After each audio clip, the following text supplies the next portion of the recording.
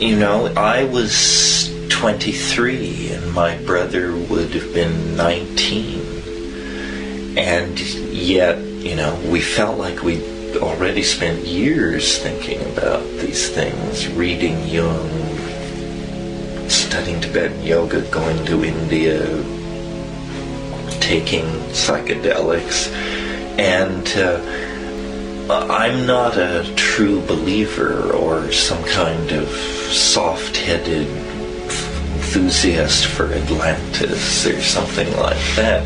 My approach to reality is always, what can you show me? You say you've got the whammy. What is it? And then if they say, well, you have to sweep up around the ashram, or you have to kiss my ring, or something, no thank you.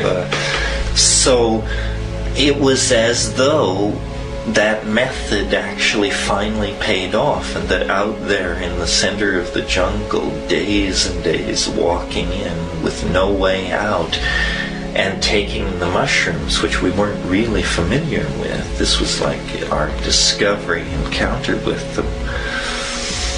It seemed like reality just sort of opened itself, and my brother thought he saw a way not only to, fulfill the hippie dream of the high that lasts forever, but also to sort of somehow wrap it around itself and turn it into a kind of object in three-dimensional space, which then and now is a concept very hard to wrap your mind around. And it would have just been some freaky idea, if it weren't for the fact that he seemed then to be able to deliver on it to a certain degree.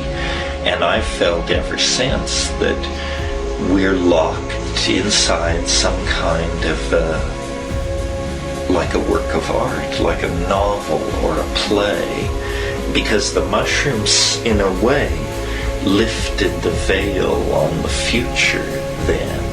But many times people on drugs get grandiose ideas. So you couldn't tell, is this grandiosity or is this real prophecy? But it was all about how there would be a technique revealed that would be on one level completely trivial, on another level completely transcendental.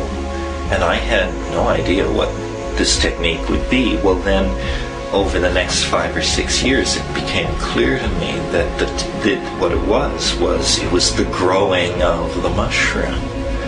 That you can take 36 mason jars and rye that you buy at the health food store, and 6 weeks later you and your entire flat full of friends and acquaintances can walk into a symbiotic relationship with an alien being who's well familiar with the history of the galaxy and so forth and so on. It was like craziness is unleashed.